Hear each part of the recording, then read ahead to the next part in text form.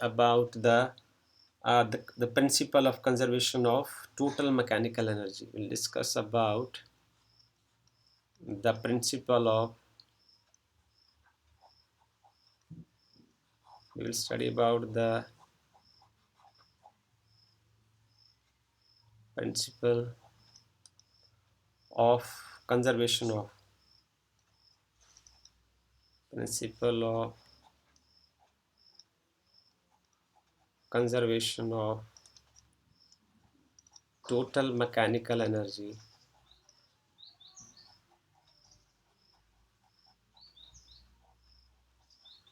Principle of conservation of total mechanical energy.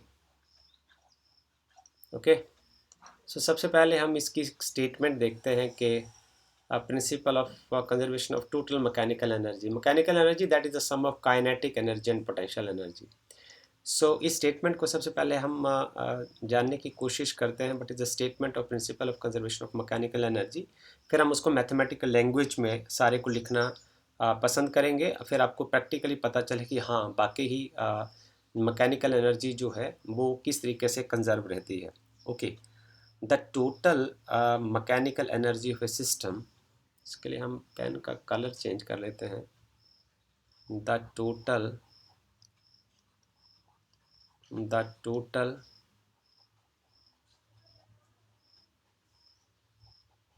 mechanical energy, the total mechanical energy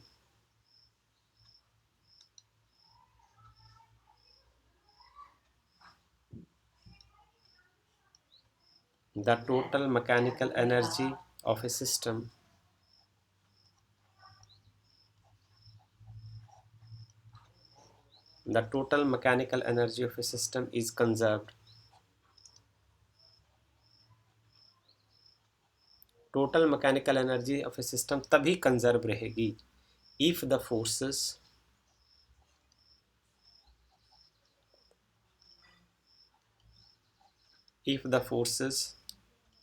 doing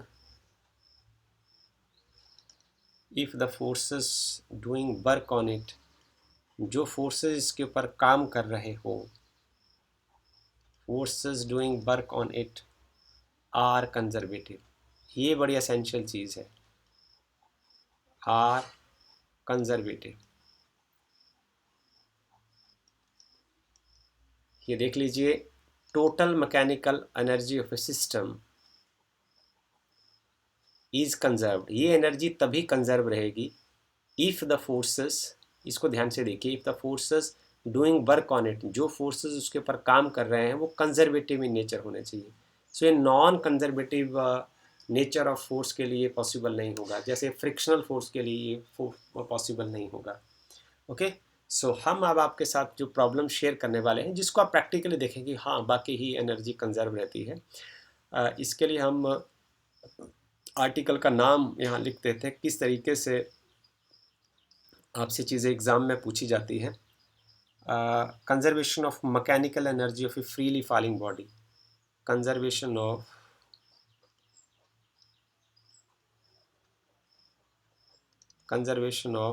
mechanical energy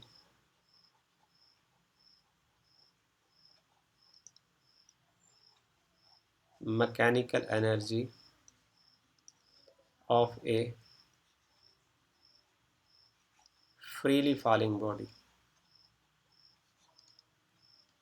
Okay, we will discuss about the conservation of mechanical energy of a freely falling body.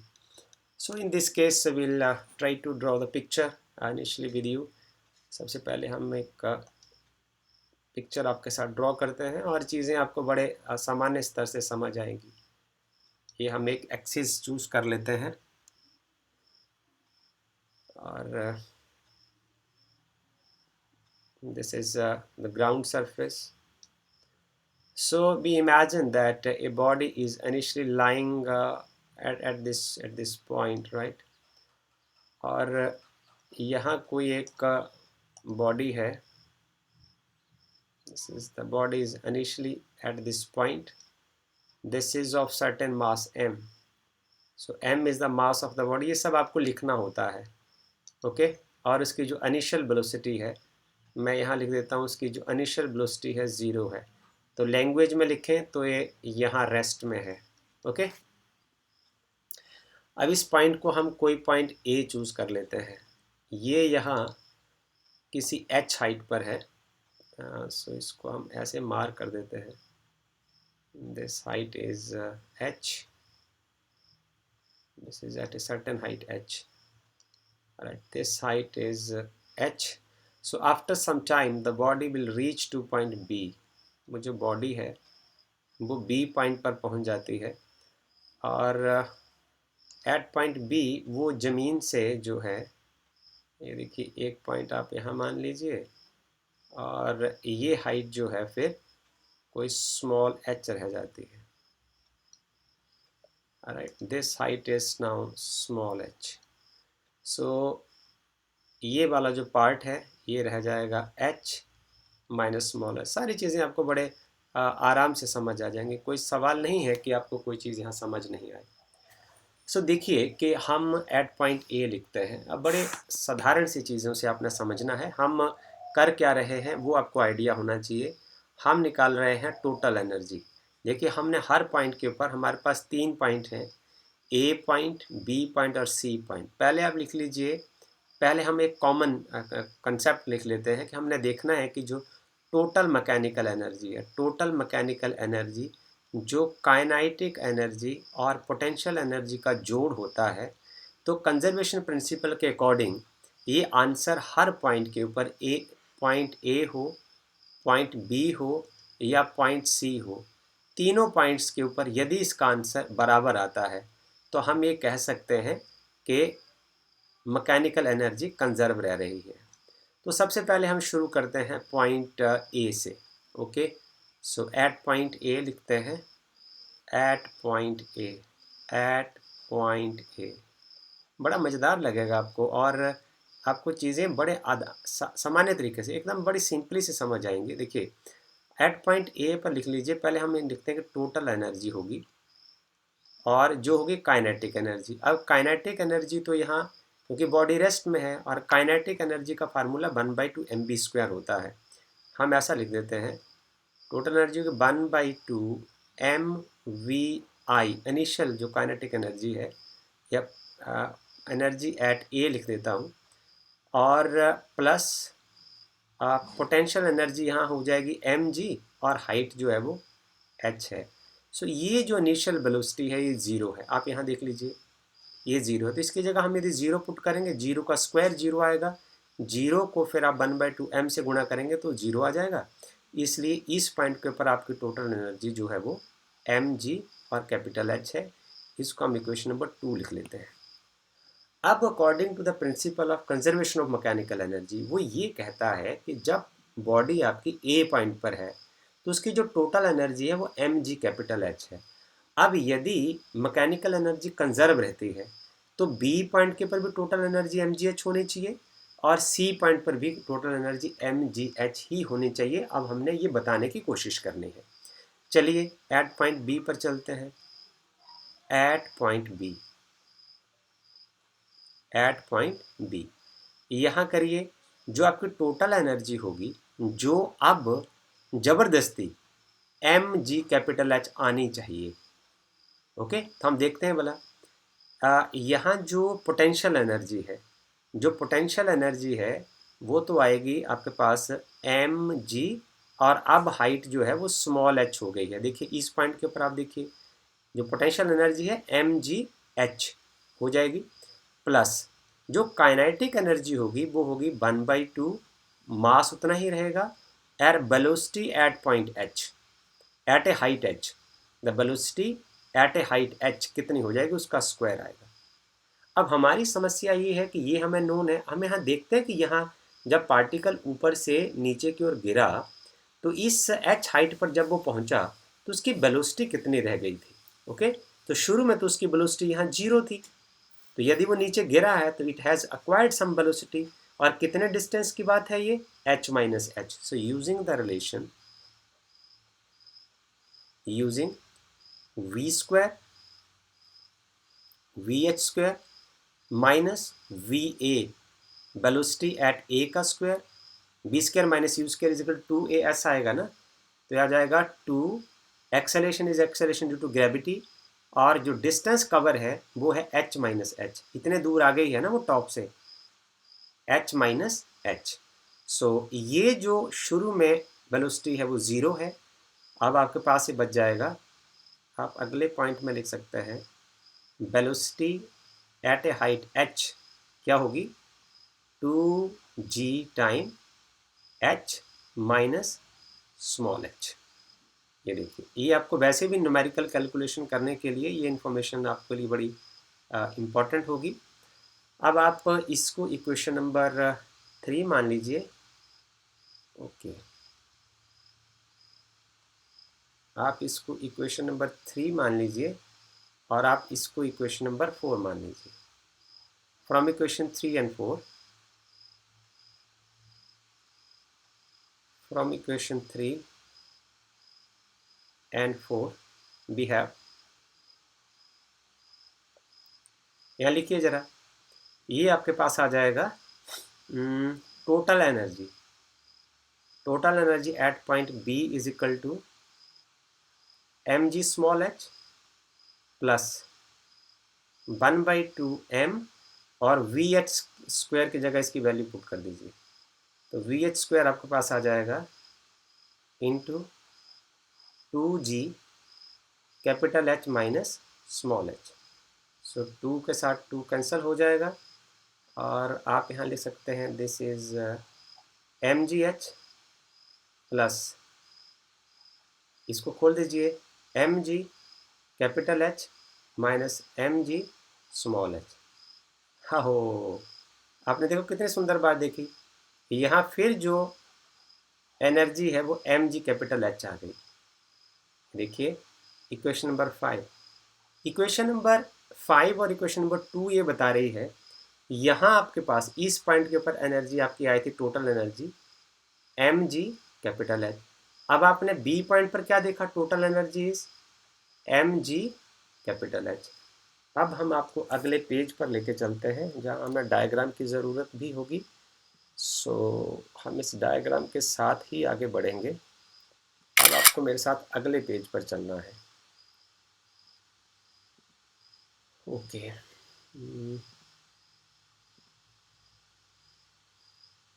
पहले आपके साथ image ले आते हैं, उस image के बगैर हमारी बात नहीं बनेगी। सो ये हमारा इमेज है जिसकी हमें ज़रूरत है। ओके, अब हम चलते हैं सी पॉइंट के ऊपर, एट पॉइंट सी, मैं इस पॉइंट के ऊपर हम बात करते हैं, एट पॉइंट सी।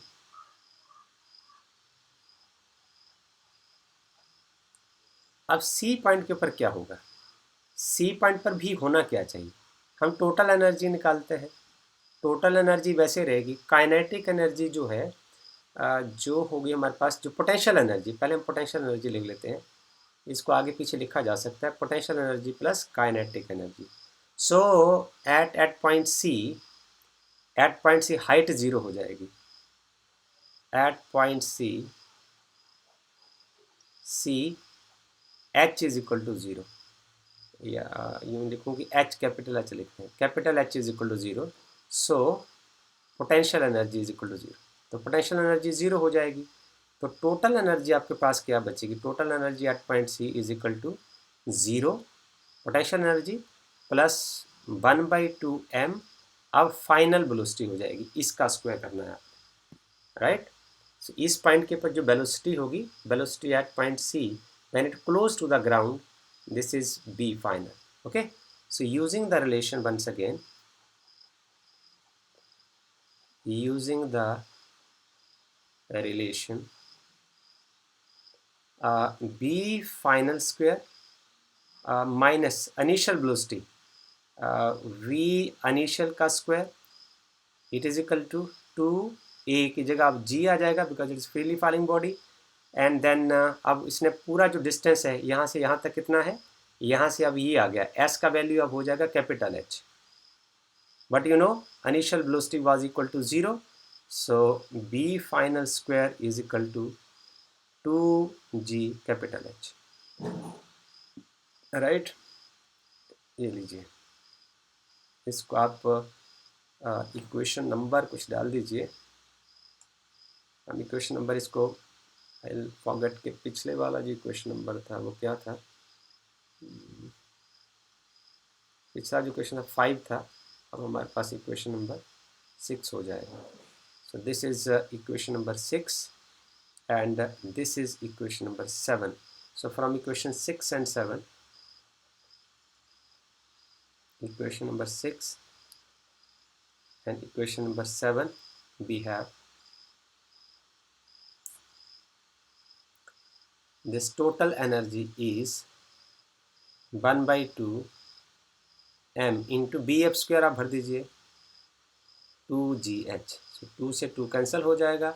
अरे बड़े मज़ेदार बात, ये फिर दोबारा आ गया mgh। so this is equation number 8। Okay, so यहाँ आपने क्या देखा, total energy is once again mg capital H, right? So from these three points A, B, C, हम यहाँ लिख देते हैं as we have seen that, as we have seen that, that at point A, B and C, total energy is same. So we can say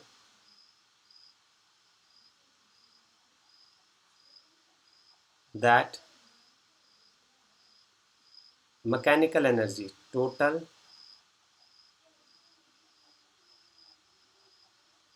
energy of a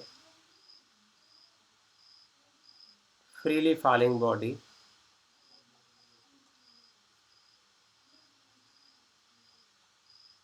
is always conserved. Okay, so this is all about this video. Thank you very much.